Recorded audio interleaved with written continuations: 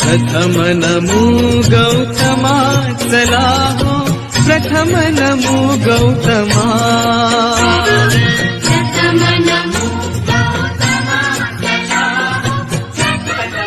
नागसेनबंदीच्या जवळ जाऊन राजाने प्रश्न विचारण्यात आपली सर्व बुद्धी कौशल्य पणास लावले। पुन्हा पुन्हा प्रति प्रश्न विचारून आपली हार मांडली व अखेरीस त्रिपिटकाचे सिद्धांत त्यांना प्रमाण वाटू लागले। याच्या अगोदर आपला अनेक प्रकारचे प्रश्न जे अनेक प्रकारे गुंतलेले होते असे प्रश्न राजाने स्थविर नागसेनासमोर जाऊन विचारपूस केली आणि त्या प्रश्नाचं नागसेनबंदीजींनी चांगल्या प्रकारे उत्तर दिलेलं आहे। आता अशा टाइमला एका वेळेस रात्रीचा समय होता आणि राजाला आठवण आली। रात्रीचा समय होता, सर्व प्राणी मात्र शांत झोपले होते, सर्व मानव प्राणी शांत झोपले होते आणि त्यावेळेस राजाला झोप लागत नव्हती। राजाला एक प्रश्न खटत होता, प्रश्न नळत होता। तो कोणता प्रश्न की मेंढक प्रश्न हा राजाला नळत होता। म्हणून राजाने विचार केला की या प्रश्नाचं उत्तर दुसरा कोणी देऊ शकत नाही, फक्त नागसेनबंदी म्हणजे स्थविर नागसेनच देतीने अशी त्यांनी मनाशी विचार केला।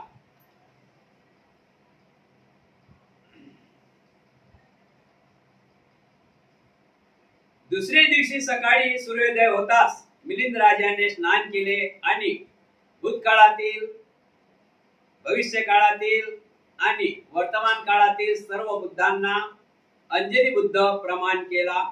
त्यानंतर अष्टशील उपवास व्रताचे पालन करण्याचा त्यांनी संकल्प केला। तो असा, सकाळी आपले राजा उठला, अष्टशिलाचं पालन केलं। अष्टशील माहिती ना, अष्टशील 8 अंग अष्टशील उपवास केला आणि सकाळी उठून अंग तोंडून राजा आपला त्यांनी अष्टशील उपवास व्रत धारण करण्याचा त्यांनी संकल्प केला। तो असा, मी आजपासून 7 दिवस पर्यंत या 8 शिलाचे पालन करण्याचे व्रत ग्रहण करतो। व्रताचरणाने मी माझ्या गुरुस प्रसन्न करून त्यांची मर्जी संपादन करेल व त्यानंतर त्यांना हे अत्यंत कठीण असे मेंढक नामक प्रश्न विचारीन। राजाने दुसऱ्या दिवशी अंग तोंड उठलं आणि विचार केला की आता मी 7 दिवस उपवास धरतो, म्हणजे 7 दिवसाचा उपवास व्रत धरतो आणि त्यामध्ये परिपूर्ण अष्टशिलाचं पालन करतो। अष्टशिलाचं पालन केल्यानंतर मी माझ्या गुरुला जाऊन आणि मेंढक प्रश्न हा अडचणीचा प्रश्न, गुंतागुंतीचा प्रश्न आहे हा, मी माझे गुरु म्हणजे त्यांनी गुरु कोणाला मानला होता, नागसेनबंदीजींना, मी माझ्या गुरुजवळ जाऊन मेंढक प्रश्नाबद्दल चर्चा करून चांगल्या प्रकारे विचारणा करतो। त्याचप्रमाणे मिलिंद राजाने आपल्या अंगावरील नेहमीचे राजवस्त्र व आभूषण काढून ठेवली। लहान आकाराची फिक्कट काशाय वस्त्र अंगावर धारण केले। मुकुटाऐवजी एक लहानसा रुमाल डोक्यात बांधला। तेव्हा तो एखाद्या तपस्व्यासारखा दिसू लागला व तपस्यासारखाच राहू लागला। या आठवड्यात त्याने कोणते राज्य केले नाही, न्यायालयात देखील कोणत्याही बाबीचा निर्णय घेतला नाही। कोणत्याही प्रकारची लालसा, देशजनक विचार किंवा भ्रामक कल्पनांना तर आपल्या मनात मुळीच थारा दिला नाही। नौकर चाकरापती नम्र व प्रसन्न असेच आचरण ठेवले। आपल्या शरीर व वचनावर पूर्णपणे संयम ठेवून 6 आयतनाचे दक्षतेने रक्षण केले। आपल्या मनास मैत्री भावनेत परंपरेने गुंतवून ठेवले। पूर्ण आठवडाभर कोठेही न जाता केवळ अष्टशिलाचे तो चिंतन करत राहिला। राजाने अष्टशिलाचं धारण केलं।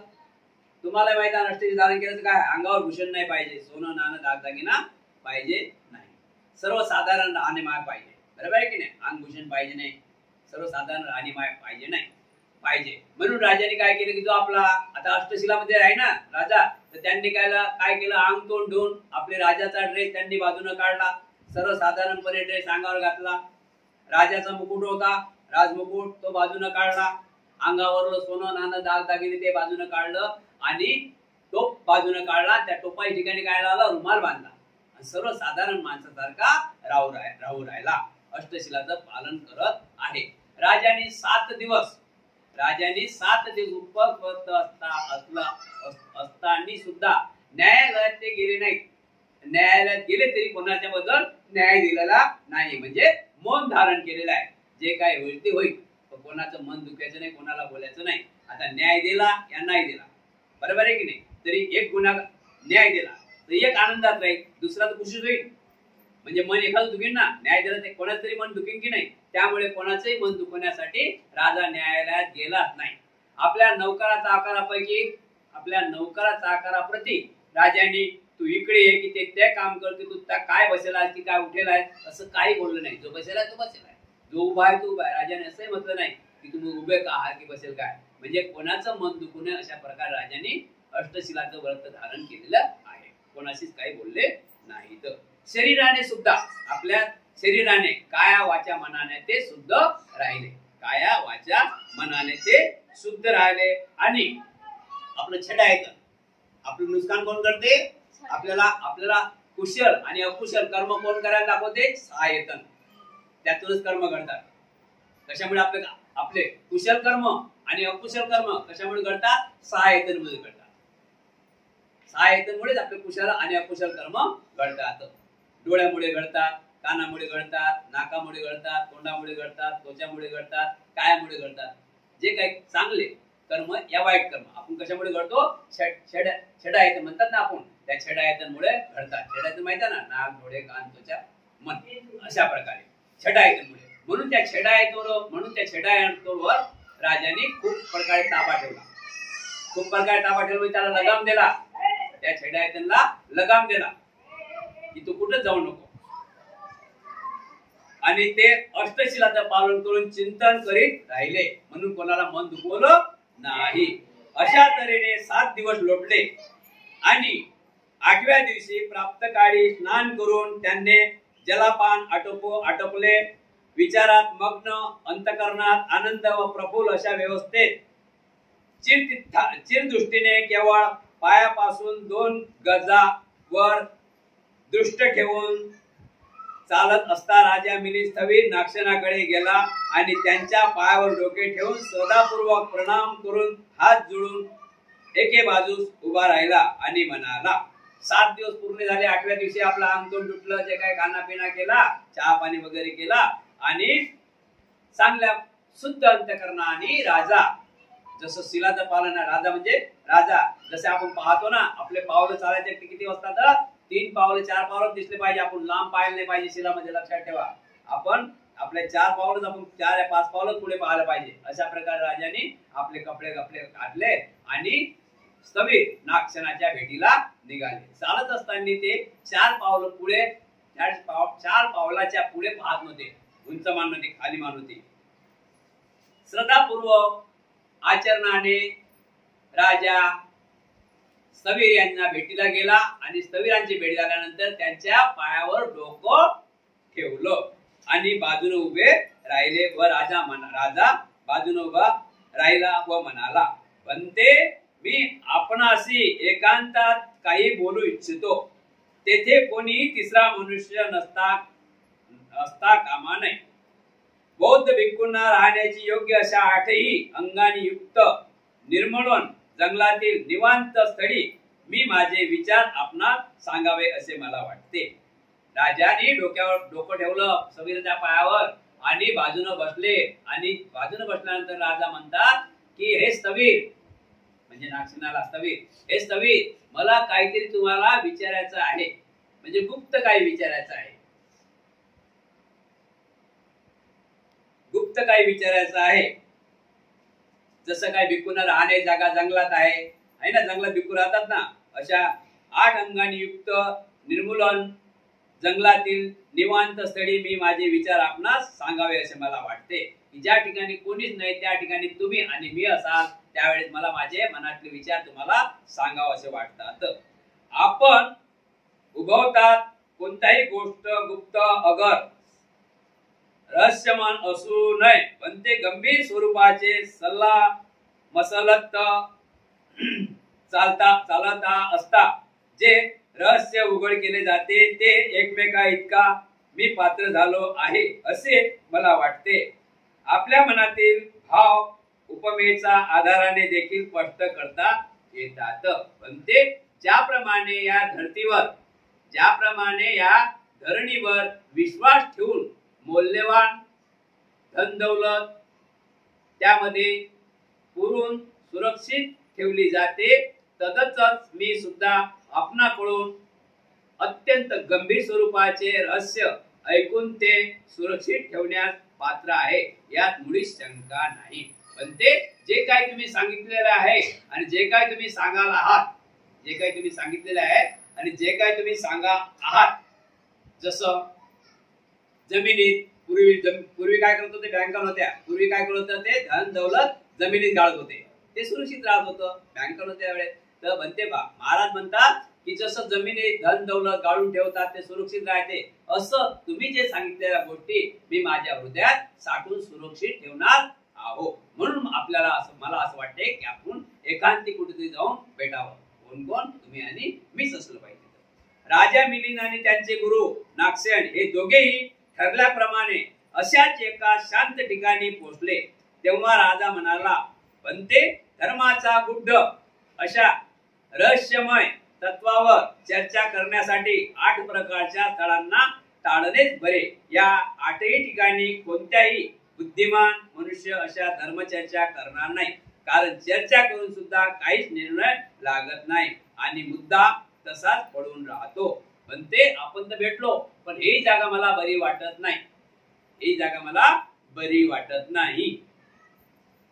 अशा ठिकाणी आपल्याला जायचं आहे की ज्या ठिकाणी फक्त धर्माच्याच गोष्टी झाल्या पाहिजे, धर्माच्याच तत्वावर गोष्टी झाली पाहिजे. अशी 8 स्थळ कोणती, त्या 8 स्थळ आपण बघून त्या ठिकाणी जाऊ.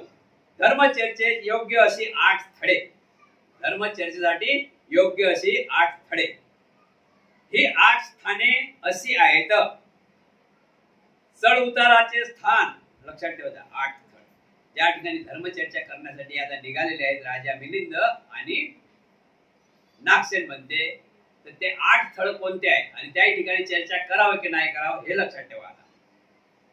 धर्मचर्चेचे अयोग अशी 8 स्थाने, म्हणजे ज्या 8 ठिकाणी आता ते 8 ठिकाण आहेत, ते 8 ठिकाणी अयोग आहेत, ते कामाचे नाहीत. ते कोणते कामाचे नाही, कोण्या ठिकाणी जाऊ नये आणि धम्माची चर्चा करू नये आता सांगण्यात येते. चढ उताराचे स्थान समजलं.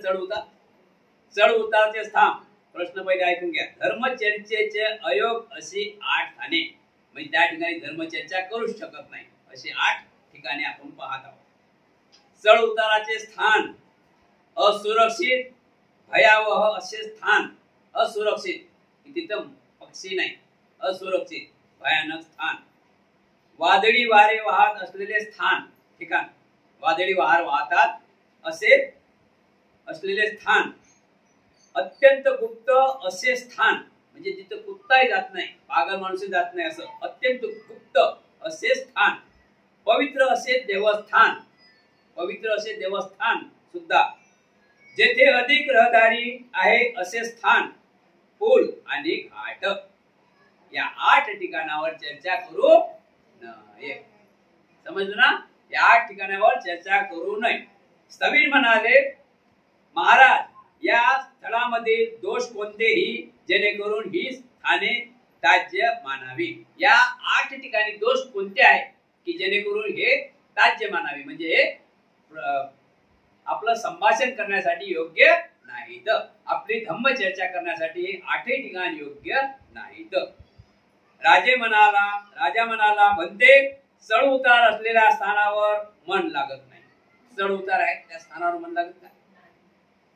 मन लागत नाही. आणि मन का लागत नाही याचा मतलब समजत झाला. मन का लागत नाही याचा मतलब समजून झाला. म्हणजे जर एखाद्याचं चुकलं आणि जर एखाद्याचं खरं असून हा मानत नसेल, तर तो धक्का देण्याची भीती वाटते. लक्षात ठेवा, तो धक्का देण्याचीही भीती वाटते. एखाद्याचं बरोबर आहे आणि समोरचा नाहीच म्हणजे बरोबर नाही, तर ते चुकीचं असलं तरी या समोरचा पूर माणूसला त्याला धक्का देऊन पाळून टाकेल म्हणून ते ठिकाण योग्य नाही. तुम्ही पण लक्षात ठेवा, सर्वांसाठी आहे म्हणा. समजलं ना? आपली हुशारी आपल्या जवळच. जर समोरचा ऐकण्यात असेल तर त्याला सांगायचं अशा ठिकाणी. 8 ठिकाणी तुमच्या आमच्यासाठी सर्वांसाठी चांगले आहे. कोण्या ठिकाणी कोणती चर्चा करा, कोण्या ठिकाणी कोणती चर्चा करावं आपण सर्वांनी लक्षात ठेवायचं आहे. चढ उतार ठिकाणी, चढ उतार असल्या ठिकाणी धम्माची चर्चा करायची नाही. त्यामुळे चर्चा बिकटल्या जाऊन कोणतेही निष्कर्ष निघत. त्यामुळे चर्चा विस्कटल्या जाऊन कोणताच निष्कर्ष निघत नाही. चढ उतार चर्चा केली तर कोणताच निष्कर्ष त्याच्यावर निघत नाही. कोणी दोघंही जण सुरक्षा, दोघंही जण आपल्या सुरक्षित व्यवस्थेत नसतात. असुरक्षित भयावह ठिकाणी काळजीने चित्ताची तारांबळ उडत असते. त्यामुळे चर्चेत मन लागत नाही. भयानक होण आहे त्या ठिकाणी दोघं चर्चा केली करतील, त्यांचं मन लागते का? दोघांचे काय होऊ शकते. त्या ठिकाणी चर्चा करू नये. आपण पण लक्षात ठेवावं, जंगलात आपल्याला निघून जायचं आहे, तिथून कोणीच नाही, तिथे बसल्या गप्पा मारत चालेल का? काही होऊ शकते. अधिक वादळी वारे वाहत असलेल्या ठिकाणी परस्पराचे शब्द नीट ऐकू येत नाही. जास्त वादळवाला असलं तर आपण चर्चा केली तर शब्द नीट ऐकू येतात का? म्हणजे काही फायदा ठरत नाही. अत्यंत गुप्त अशा स्थानी चर्चा करीत असता कोणी दुसरा ती लपून ऐकण्याची शक्यता असते. अत्यंत गुप्त स्थान, जसं एक पडका बंगला आहे, त्या बंगल्याच्या बाजूला आपण बसलो, पण त्या बंगल्यात आपण कोणी काय बसलं माहिती आहे का? तिथं चर्चा केली तर त्या चर्चा तो कोणी लपून ऐकू शकण्याची भीती असते. पवित्र देवस्थानी चर्चेचा विषय विनाकारण गंभीर होण्याची शक्यता असते. खूप देवस्थान प्रसिद्ध आहे, तिथं हजारो लोक येतात जातात, तिथं आपण चर्चा करत बसलो तर ते अधिक चर्चा करत बसलो तेही अधिक रहदारी असलेले देवस्थानी चर्चाचा विषय विनाकारण गंभीर होण्याची शक्यता असते. देवस्थानी लोक असतात आणि आपण जर चर्चा चालली तर कोण लोकांना ऐकते की नाही, त्यालाही गंभीर स्वरूप निर्माण होऊ शकते. अधिक रहदारी असलेल्या रस्त्यावर चर्चेचे स्वरूप उद्धटपणाचे होण्याची शक्यता असते. गर्दीच्या ठिकाणी आपण चर्चा करा महाराष्ट्रामध्ये तर कधी कधी ते उद्धट होण्याचे प्रश्न उद्भवतात चर्चेमध्ये. पुलावर बसून चर्चा करीत असता त्यात चंचलता होऊन संभाषण उद्धट होण्याची शक्यता असते. जर पुलावर दोघं जण संभाषण करून राहिले, जमाई चर्चा करून राहिले तर त्यातही धोका आहे ना? धोका आहे की नाही? आणि सार्वजनिक घाटावरील चर्चा सर्वश्री जाहीर होतात. यासाठी असे म्हटले आहे की धार्मिक विषयावर सल्ला मसलत करण्याकरिताही 8 स्थाने त्याजही मानले पाहिजे. हे 8ही ठिकाण आहेत, आपण त्याज्य मानले पाहिजे. या ठिकाणी अशा चर्चा करायच्या नाहीत. दुसरा विषय आहे धार्मिक चर्चा करण्यास अयोग्य असा 8 व्यक्ती. धार्मिक चर्चा करण्यास अयोग्य अशा 8 व्यक्ती. योग्य आणि अयोग्य. योग्य म्हणजे चांगला, अयोग्य म्हणजे ठीक आहे ना. धार्मिक चर्चा करण्यास अयोग्य अशा 8 व्यक्ती. भन्ते नाक्षण चर्चेचा विषय बिघडून अर्ध्याचा अनर्थ.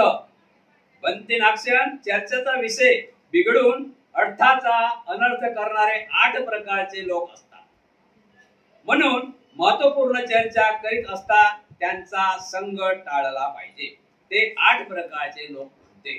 चांगल्या माणूस चर्चा करत असेल ना, त्यात कोणी ना कोणी 8 प्रकारचे लोक. आता आपण कशा आहे ओळखायचे, त्यांच्यासोबत कुठल्याच प्रकारे चर्चा करायची नाही. त्या 8 प्रकारचे लोक कोणते? लालशी माणूस. लालची माणसावर चर्चा केली चालेल का? नंबर 2 देशी म्हटले म्हणजे दुष्ट माणूस, कपटी माणूस, त्याचा जो चर्चा केली जमीन काय? नंबर 3 भ्रमिष्ठ माणूस, रुबाबी, त्याचा जो चर्चा करून जमीन काय? नंतर 4 गर्विष्ठ, माझ्यासारखा कोणीच नाही, त्याचा जो धम्माई चर्चा करून जाणीन काय? नंबर 5 लोभी, लोभ्या जो चर्चा करून जाणीन काय? नंबर 6 आळशी. आळशावर चर्चा करून चालेल काय? नंबर 7 एकच कल्पना धरून ठेवणारा हट्टी माणूस. एकच कल्पना धरून माहितो कोई नाही, त्याच्यावर चर्चा केली चालेल काय? आणि नंबर 8 आहे मूर्ख माणूस. मूर्ख माणसावर चर्चा केली धर्माची चालेल काय? तो ऐकीन काय? तो ऐकीन काय? पहिला तर तो कसा ऐकेल आपली धम्माची चर्चा? मूर्ख माणूस. म्हणून 8 ठिकाणी अशा आपण चर्चा करायच्या नाहीत. स्थवीर म्हणाले महाराज ह्या 8 प्रकारच्या लोकांत कोणते द्वेष आहेत की जेणेकरून त्यांचा संग त्याज्य मानला पाहिजे. स्थवीर म्हणाले महाराज या 8 प्रकारच्या लोकांमध्ये कोणते द्वेष आहेत की जेणेकरून त्यांचा संग त्याज्य मानला पाहिजे, म्हणजे त्यांच्या सोबत चर्चा झाली नाही पाहिजे. बनते म्हणतात लालची माणूस. लालची व्यक्ती लालसे पायी काही तो करू शकते. लालची व्यक्ती लालची पायी तो काही करू शकते. इथं लायते दुसऱ्याच्या काय सांगते आणि द्याय लालची आहे ना तो. लालची अनेक प्रकार लालच आहे. दृष्ट व्यक्ती आपल्या दृष्टपणाने काही बी प्रमाण काढू शकते, त्यांच्याकडे चर्चा करायची नाही. भ्रमिष्ठ व्यक्ती अभिभूत स्वभावामुळे म्हणजे भ्रामक कल्पनेमुळे तो काही करू शकते. गर्विष्ठ व्यक्ती गर्वाभिमानाने लोभी व्यक्ती लोभाच्या कारणाने आळशी मनुष्य आळसामुळे एकच कल्पना धरून ठेवणारा हट्टी मनुष्य संकुचितपणाने आणि मूर्ख व्यक्ती मूर्खपणामुळे एकदमच अर्थाचा विसका करून टाकतात. आपण जर काही धम्माची चर्चा केल्या हे 8ही लोक आपल्या विरोधात जातात. मूर्ख माणसाला सांगा बरं मूर्ख माणसाला. असेवनाचे बालानंद पंडितानच सेवना पूजाच पूजनीय घेत मंगल. मग त्या मूर्ख माणसाला म्हणा की बेटा चांगल्या माणसाची संगत करावं, चांगल्या माणसाची दोस्ती करावी, मूर्खाची दोस्ती करू नये. आई वडिलांची सेवा करावी, गुरुजनांचा सन्मान ठेवावा. ऐकून का? म्हणून अशा 8 लोकांपासून आपली चर्चा बाजूने करावी. याच कारणाने तथागतांनी म्हटले आहे रत्तो दुठ्ठोच मूढो. रत्तो दुठ्ठोच मूढो च मानी लुद्धो तथो लस्सो. एक चिंती च बालो च एतं आथ्य विनाशकाती.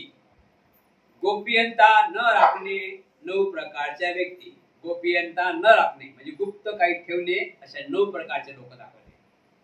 गोपीयंता न राखणे आपण म्हणतो ना गुप्त काय पाहिजे ना, गुप्त ठेवायला पाहिजे माणसानं. तर गोपीयंता न राखणारे 9 प्रकारचे व्यक्ती. हे लय महत्वाच्या गोष्टी समजून घ्या, सर्वांच्या जीवनासाठी आहे. बरोबर आहे की नाही? गोपीयंता न राखणारे 9 प्रकारचे व्यक्ती. बनते गुप्त गोष्ट सुद्धा न पचविता त्या इकडे तिकडे सांगत सुटणारे 9 प्रकारचे व्यक्ती विद्यमान आहेत. कोणतेही सांगितलेली गोष्ट ते हृदयात ठेवू शकत नाही. त्याला आपल्या भाषेत काय म्हणतो? चुकल्या माणसाला. एखाद्या चुकल्या माणसाला सांगावं त्यानं असं केलं, तो कोणाच्या घरी त्याच्या घरी जेवणही करत नाही, तो कुठेच जात नाही, तो त्यांच्या डायरेक्ट नाही तुम्हाला तसं बरोबर आहे की चुकल्या म्हणून त्याला फक्त ऐकायचे आपण झालं ना. आपण बघतो ना चालता की त्यानं जर आपण चालता काही गोष्टी करत असला त्याच्या काय कानावर त्याच्या काय पडल्या गोष्टी तो उभाच राहते, ऐकतेच. त्याला असं वाटते कधी काय बोलताना कधी सांगू. म्हणून चुकल्या माणसासोबत काही गोष्टी करणे टाळावे. ते 9 प्रकारचे लोक कोणते आणि त्यांच्याचे दोष कोणते? ते 9 प्रकारचे लोक आपण ज्यांच्या समोर चर्चा करायची नाही ते 9 प्रकारचे लोक कोण आहेत आणि त्यांचे द्वेष काय आपण बघूया. पहिला माणूस आहे लालची मनुष्य. लालचीच्या आहारी जाऊन गुप्त गोष्ट प्रसूत करतो. तो पोटात ठेवत नाही, तो त्याचा भावात त्यांचे प्रचारच करतो. गुप्त लालची माणूस. देशी माणूस द्वेषी दोष ज्यांच्या अंगात द्वेष आहे दोष. देशी माणूस दोषी कपटी द्वेष मनुष्य विद्यासंग विचारसरणी कटाळा बळी करून गुप्त गोष्ट प्रसिद्ध करतो, म्हणजे त्याची चर्चा करतो. दृष्ट माणूस, त्याला चांगलंच वाटत नाही ना. दृष्ट माणूस बघा ना, कोणाचं चांगलंच वाटत नाही. एखाद्यानं घर बनवलं, ते त्याच्या जागेत घेणं नाही, काही नाही. ते डिझाईन कशी काढली, दृष्ट माणूस, त्याला सहनच होत नाही. एखाद्यानं गाडी घेतली, गाडी त्याला सहन होत नाही.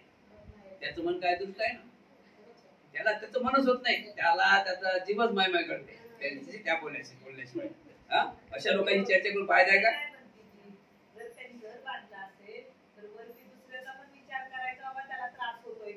तो भाग अलग आहे ना, तो भाग अलग आहे, त्याचं घेणं देण्याचं तो भाग अलग आहे. पण काही कपटीमध्ये लक्षात ठेवा, काही कपटी लोक असतात, काही दृष्ट लोक असे असतात, ते लक्षात ठेवा.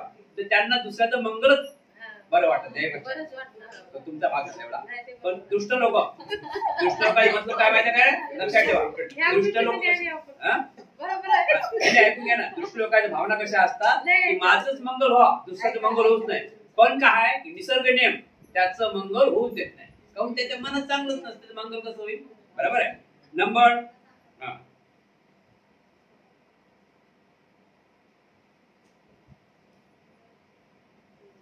तिसऱ्या नंबरचा माणूस आहे धर्मिष्ठ मनुष्य. मोहाला बळी पडून गुप्त गोष्ट प्रसिद्ध करतो. मोहाला पडतो. धर्मिष्ठ माणूस मोहाला बळी पडतो. मला काही दिलं तर बरं आहे, नाही दिलं तर मग सांगतो. समजलं ना? मोहाला बळी पडून सांग. मोहाला बळी पडणारा माणूस तो पण आपल्या जवळ गुप्त गोष्ट ठेवत नाही, तो मनात ठेवत नाही. म्हणतात ना, 4 भाकरी पसतात पण कोणाची गोष्ट पोटात राहत नाही. काऊन की असे लोक आहेत ना, त्यांना ते घरी जेवण ना कळते, कधी जाऊ त्याच्याकडे कधी नाही, कधी जाऊ त्याच्याकडे कधी लावून देऊ माचीची काठी, मग मजा पाहू असे लोक. नंबर 4 आहे भित्रा मनुष्य. भित्रा मनुष्य हेकळ स्वभावामुळे गुप्त गोष्ट प्रसिद्ध करतो. अरे काय पाहिलं होतं तू, ऐकलं काय? हो मी तसं ऐकलं, मग सांगून दे तिचे आहे. भित्रा माणूस आहे, बरोबर आहे की नाही? तू तिथं उभा होता, सांग काय ऐकलं त्यानं, तू सरळ सांगते तुमच्याबद्दल असं बोलत, तुमच्याबद्दल भित्रा माणूस आहे ना. आणि जर नाही सांगितलं त्याला ते माहित आहे की आपलं काम काढते, म्हणजे भीतीच्या पुढे अगोदरच तो सांगून ठेवते.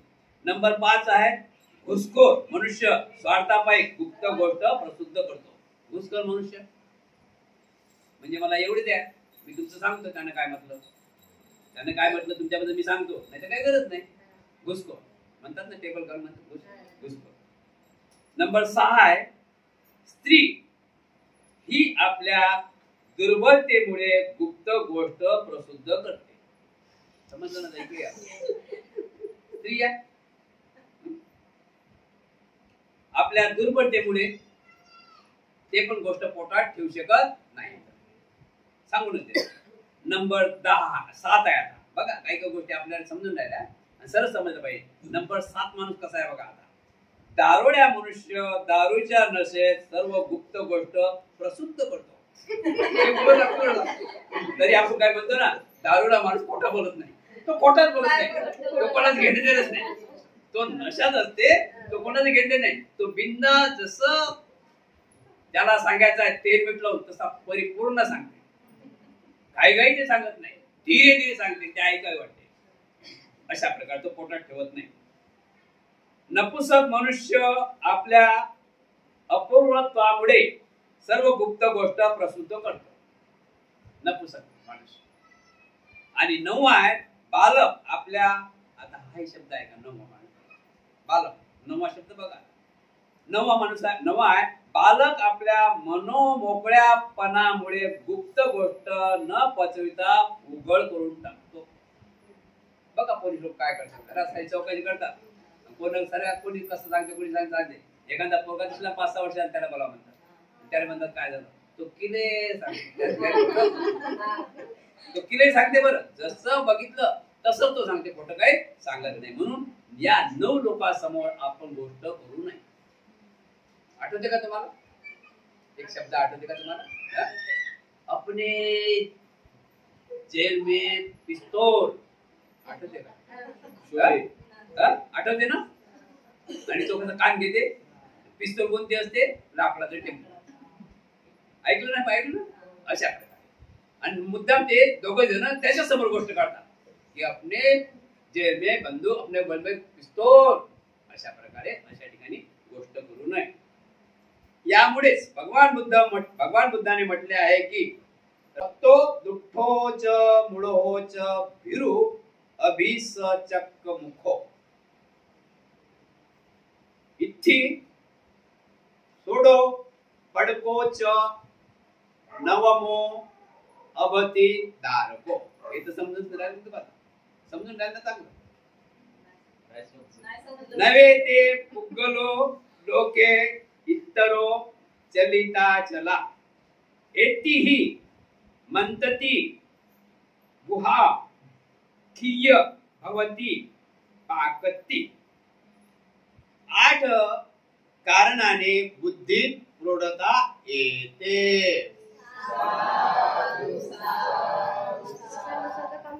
बुद्धी कशी वाढते? आता सांगून राहिलं ते सांगून राहिलं ना, ते पालीमध्ये होतं, आता मराठी सांगतो ना. 8 प्रकारच्या 8 कारणाने बुद्धीत प्रौढता वाढते, बुद्धी वाढते. ते 8 प्रकार आपण बघूया. पण ते 8 कारणाने मनुष्याची बुद्धी परिपक्व होते आणि ज्ञान वृत्ती होते. ती 8 कारणे आहेत. अशी 8 कारणांनी माणसाची बुद्धी वाढते, परिपक्व होते. ते 8 कारणे कोणती? हेच ते असतील. 8 कारणे बघू आपण. वयोवृद्धीमुळे नंबर 1. आपण म्हणतो म्हातारपण झालं काही सुचत नाही, पण ते म्हातारपणी बुद्धी वाढते. पण तुम्ही घरचे लोक बुद्धी घसवता, तुम्हाला आता काही समजतच नाही, तुमचं असंच झालं. बुद्धी चांगली असते बरं, पण तुम्ही त्यांची बुद्धी, आपण बुद्धी त्यांची खाक करतो. बुद्ध म्हणतात वयोवृद्धीमुळे माणसाला चलन वाढते. आता वयोवृद्धीमुळे काय होते? किती उन्हाळे पावसाळे खातात ते वयोवृद्ध झाल्यावर. 70-80 वर्षाची माणसं किती उन्हाळे पावसाळे खातात. आणि तुम्ही 35 वर्ष झाले, आता पाऊस चालू झाला, 35.5 नेऊन राहिले, अजून पाऊस बाकीच आहे. किती उन्हाळे पावसाळे काढले माणसानं, किती उन्हाळे पावसाळे काढले. पण काय की अच्छी आहे कभी चलती नाही. काय होऊन राहिलं या जगामध्ये? अच्छी आहे लेकिन अशा. पण त्यांना बुद्धी वाढते बरं, बुद्धी असते. नंबर पहिला वयोवृद्ध झाला की माणसाला बुद्धी वाढते. दुसरं नंबर 2 आहे 8 प्रकारचे लोक बघून राहिले आपण बुद्धिमान. 8 प्रकारच्या लोकांना बुद्धी कशी वाढते? नंबर 2 आहे यश प्राप्तीमुळे. यश, हर गोष्टीमध्ये विजय, हर गोष्टीमध्ये विजय, हर गोष्टीमध्ये विजय. यश प्राप्त झाली की बुद्धी वाढते. पैसा आला मग काय करायचं? टावर बांधा, बिल्डिंग बांधा. पैसा आला मग काय करायचं? गाडी. बरोबर आहे की नाही? समजले ना? म्हणजे यश प्राप्त झाली की बुद्धी वाढते. यश प्राप्त झाली की बुद्धी वाढते. जो यश प्राप्त करत नाही त्याची मग बुद्धी घसरते, मग त्याच्या हाती काठी येते आणि झाला गायच्या वंदना द्या, नाही तर राहते. बरोबर आहे ना? यश प्राप्ती नाही ना, समज ना. यश प्राप्ती झाली की माणसाची बुद्धी वाढते. लक्षात ठेवा, पैसा जोड असू द्या, हे घेऊ की ते घेऊ, ते घेऊ की ते घेऊ, हे घेऊ की ते घेऊ, तसं करू की तसं करू, बुद्धी वाढते. पैसा नसू द्या बरं, जपून. बरोबर आहे की नाही? म्हणून नंबर 2 यश प्राप्तीमुळे सुद्धा बुद्धी वाढते. मग आपण काय करायला पाहिजे? उद्यापासून यश प्राप्ती करायला पाहिजे ना. वय म्हणता आपलं होणीच आहे ना, म्हातारपण तर होणीच आहे ना. यश प्राप्तीकडे आपण धाव घेतली पाहिजे. यश प्राप्ती म्हणजे आपण कुठे कोणाच्या मागे लागलं पाहिजे? पैशाच्या. आणि यश प्राप्ती पैशाच्या मागे लागलं पाहिजे. आपली वाहवा कोणी केली पाहिजे, तसं राहायला पाहिजे. आपल्याला कोणी तुच्छ समजलं पाहिजे, आपली वाहवा केली पाहिजे. आता तुम्ही धम्मात आहात, तुमची वाहवा आहे ना, यश प्राप्तीच आहे नाही, पण यश प्राप्ती आहे ना. आता तुम्हाला कोणी म्हणी काय? तुम्हाला कोणी म्हणी काय? उपासकाला कोणी म्हणी काय? तिचाला एक चक्कर मारून जातील काय? यांना यश प्राप्ती झाली ना, एकच जातील. हे म्हणतील जे तुम्ही जायचं जा, या, हे जातील का? यश प्राप्ती. म्हणून अनेक प्रकारची यश प्राप्ती करावं. कसं राहायला पाहिजे? यश प्राप्ती राहायला पाहिजे. नंबर 3 आहे वारंवार विचारल्यामुळे, वारंवार प्रश्न विचारल्यामुळे. तुम्ही वारंवार प्रश्न विचारा, देवाणघेवाण घ्या प्रश्नाचे एक दुसऱ्याचं, तर बुद्धी वाढते. बुद्धी कशाने वाढते? जेवण केल्याने वाढते काय? कपभर चहा घेतल्यानं वाढते काय? खाली खोबरं खाल्ल्यानं वाढते काय? देवाणघेवाणी बुद्धी वाढते. चालना मिळते डोक्याला. काय मिळते? चालना मिळते. आणि त्यामुळे बुद्धी वाढते. मग आपण कशामध्ये राहायला पाहिजे? देवाणघेवाण मध्ये राहायला. देवाणघेवाण कोणती असावी? भगवान गौतम बुद्धांनी असं सांगितलेलं आहे की पंचशिलाचं पालन करीत तर त्याच्या जीवनात दुःख येणारच नाही. याला म्हणतात देवाणघेवाण. नाही तर मग ते तसा तो तशी, ही देवाणघेवाण नसावी. जास्त आपल्यात कोणती देवाणघेवाण आहे? पंचशिलाची आहे की ते तसं ते तसं. बरोबर. बुद्धी वाढवण्यासाठी देवाणघेवाण कशी पाहिजे? सम्यक असली पाहिजे बुद्धाची माध्यम. हा, सही आहे तर सही आहे, गलत आहे ते गलत आहे. सही आहे त्या ठिकाणी थांबायचं, गलत आहे त्या ठिकाणी थांबायचं नाही. आणि वारंवार चालता बोलता बसता उठता आपले विचार कसे असले पाहिजे? धम्ममय लोकांचे. तुम्ही काल आले नाही, आज कोणी आलं नसेल, तुमचं कर्तव्य आहे त्यांच्या घरी जायचं. तुम्ही जाऊन बघा ना, तुम्ही गेले रे त्या घरी की जाता बरोबर ते पहिले पाण्याला गेले.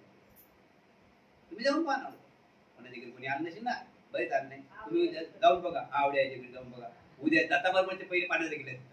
पाणी पेले रे की ताबडतोब तिकडून गरम चाय, गरम चाय. बरोबर आहे ना? आणि नंतर त्यांना ते गरम चहा घेतल्यानंतर एवढं तुम्ही त्यांनी तुमचं स्वागत केलं, नंतर तुम्ही विहारात काय घडलं ते सांगा. बुद्धाच्या काळापासून असंच आहे की मला जे भेटलं याला धम्म म्हणतात. सब्बदानन धम्मदानन. धम्मदानासारखं दान कोणतंच नाही. धम्मदानासारखं दान कोणतंच नाही. म्हणून आपण धम्म वाटत चालले पाहिजे. धम्माकडे पाठ फिरून नाही पाहिजे. वारंवार प्रश्न उत्तर आपण एक दुसऱ्याचे ऐकले पाहिजे, तर आपली बुद्धी वाढेल. नाही तर झोपून बुद्धी वाढेल काय? काही खाल्ल्यानं बुद्धी वाढते काय? म्हणून वारंवार प्रश्न विचारामध्ये राहायला पाहिजे. संगत कोणाची केली पाहिजे? चांगल्या माणसाची संगत केली पाहिजे. बुद्धिवान लोकांची संगत केली पाहिजे. बुद्धिवान लोकांसोबत राहिलं पाहिजे. गुरुच्या संगतीत राहिलं पाहिजे. गुरुच्या संगतीत राहायला पाहिजे. कोणते गुरु आहेत का असे की आपल्या शिष्याचं मंगल नाव म्हणून यांचं लय गुरु आहोत? असं आहे. किती किती किती आज वर्षामध्ये हजारो ठिकाणी, म्हणजे भारतभर वर्ष आज चालू आहे. आज आपण वाचत आहोत, इथं वाचन चालू आहे, अनेक ग्रंथाचं वाचन चालू आहे. किती तळमळ सांगतात, कुठे बनते आहेत, कुठे उपासक सुद्धा आहे. किती मन लावून सांगतात. ते घेणे कोणाचं काम आहे? उपासक आहे. तुम्ही घेतलं तुमचं फायदा होईल, नाही घेतलं तर फायदा होईल काय? म्हणून चांगल्या माणसाची संगत केलं पाहिजे. गुरुच्या सहवासात राहिलं पाहिजे. स्वतः चांगल्या प्रकारे विचार करीत असल्यामुळे 5 नंबर कोणता आहे? 5वा नंबर, स्वतः चांगल्या प्रकारे विचार करत राहतात. विचार तर आहेतच ना, आपले विचार तर आहेत की नाही? आपल्याला बुरं समजते, या बुऱ्याकडे आपण वळलो नाही काय? बुरं समजते, बुरं पाहून आलो आपण, बुरं ऐकतो, बाजूनच बुरं ऐकतो आपण. पण आपण बुरं स्वतः चांगल्या प्रकारे विचार करीत असल्यामुळे 6वा नंबर आहे, तो व्यक्ती असा पाहिजे चर्चा करण्याला की तो स्वतः चांगल्या प्रकारे विचारवंत असावा. तो स्वतः विचार करत राहायला पाहिजे, तर तो चांगला बनेल. आपल्याला माहित आहे, जसे विचार तसे आचार. वाईट विचार वाईट आचार, चांगले विचार चांगला आचार. नंबर 6 आहे. 6, चांगल्या लोकांशी वार्तालाप करीत असल्यामुळे चांगल्या माणसाची आपला संवाद असला पाहिजे. आपण कोणाशी भेटलं पाहिजे? चांगल्या माणसाला विचारपूस केली पाहिजे. चांगल्या माणसाचा सोबत आपला वार्तालाप असला पाहिजे. नंबर 7 आहे. 9 लोक आहे ना. नंबर 7 आहे, मनाला प्रेम भावनेची सवय जडवण्यामुळे. जो माणूस मनाला प्रेम भावना, मैत्रीमध्ये राहते, कोणाचं नुकसान करत नाही, कोणाचं नुकसान पाहू शकत नाही, कोणाच्या बद्दल निंदा करत नाही, वंदा करत नाही, परिपूर्ण पंचशीलाचे पालन करते, त्याच्या मनात नेहमी सदैव दया शांती आहे ना. असे माणसं, अशा माणसासोबत चर्चा करा. माणसं आपण ओळखतो ना, माणसं ओळखू येतात ना. ते नाही, काळा गोरा नाही. माणूस कसा?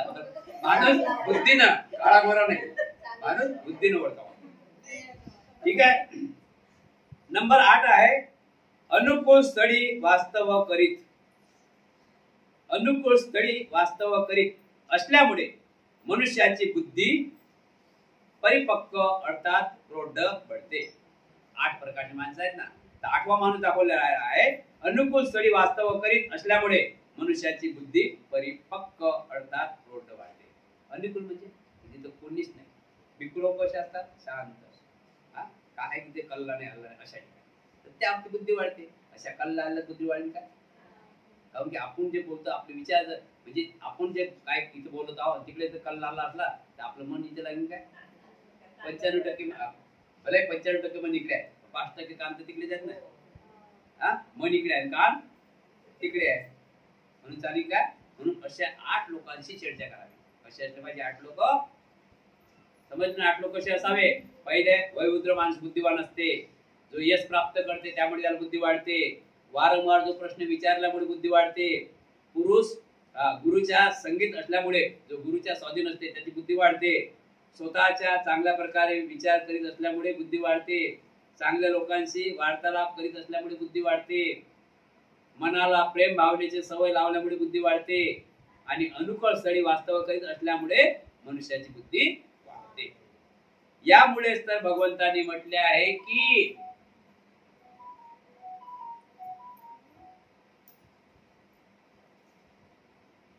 वयेन यस्स पुच्छाहि वयेन यत्स पुच्छाहि तित्थवासेन यानिसो साकच्छा पिति संसेवा पतिरूप वेसनच एतानि अट्ठाठानानि बुद्धिवसत्त कारका यस्स यतानि संभोति ते सं बुद्धि पभज्यती शिष्याप्रती आवायाचे 25 कर्तव्य मेंढकारंभ कथा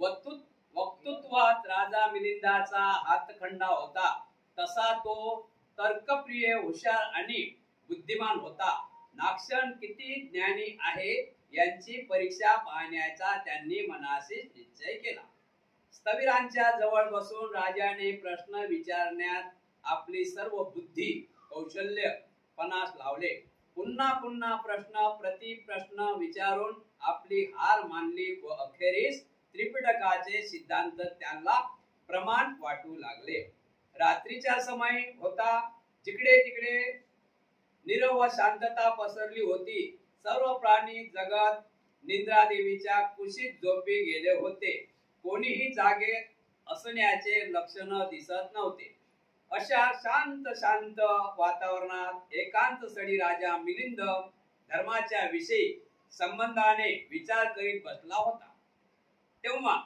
त्याला मेंढक नामक अत्यंत गुंतागुंतीचे अतिशय कठीण असे प्रश्न आठवले तेव्हा त्याने विचार केला की धर्मराज बुद्धाच्या शासनात उपदेशात काही गोष्टी पर्यायाने सांगण्यात आल्या आहेत तर काही प्रसंगानुसार कोणते दृश्य समोर होऊन सांगण्यात आल्या आहेत आणि काही केवळ साधारण गोष्टी समजावून देण्यासाठी सांगण्यात आल्या आहेत परंतु त्यांच्या तदोतंत अर्थ न समजल्यामुळे भविष्यात मतभेद निर्माण होण्याची शक्यता आहे कारण भगवान बुद्धाने निरनिराळ्या वेळी अतिसूक्ष्म व वेगवेगळे कथन केले आहे ते न समजल्यामुळे प्रत्येक व्यक्ती अज्ञान अवस्थेत अज्ञानतावस सगळे झालेत म्हणून हे गुंतागुंतीचे दुर्बोध प्रश्न आयुष्यमान नाक्षणाकडून सोडवून घेणेच योग्य ठरेल कारण यातील काही गोष्टी चमत्कारीच्या आहेत तर काही गोष्टी एकदम विसंगत आहेत तेव्हा भविष्यातील भगवान बुद्धांच्या धर्मासंबंधाने मार्गदर्शन ठरावे म्हणून नाक्षणांनी दिलेले उत्तर फार मोठ्या आधाराने ठरतील विषय आहे मेंढकारंभ आता मेंढकारंभ प्रश्न पण मेंढकारंभ प्रश्न आपण मेंढक म्हणजे कशाला म्हणता हे आपण जाणून घेऊया मेंढक म्हणजे बकरा मेंढक म्हणजे बकरा बकरा मेंढकाचा अर्थ आहे बकरा मेंढकाचा अर्थ आहे बकरा बकऱ्याला टोकदार व पिळलेले 2 शिंगे असतात त्याचप्रमाणे मेंढक प्रश्नातही 2 विलप्प अडचणी ठेवण्यात येतात ते दोन्ही विलप्प अतिशय आपत्तीजनक असतात असे म्हणतात. मराठीत याला असे म्हणतात की गुंतागुंतनी किंवा अडचणीचे असा होता. गुंतागुंतनीचे किंवा अडचणीचे आहेत. मेंढक समजले ना? मेंढक मध्ये बकऱ्याला 2 शिंग असतात, त्याचे शिंग असतात लपेटलेले असतात. म्हणजे गुंतागुंतीचे प्रश्न आहेत.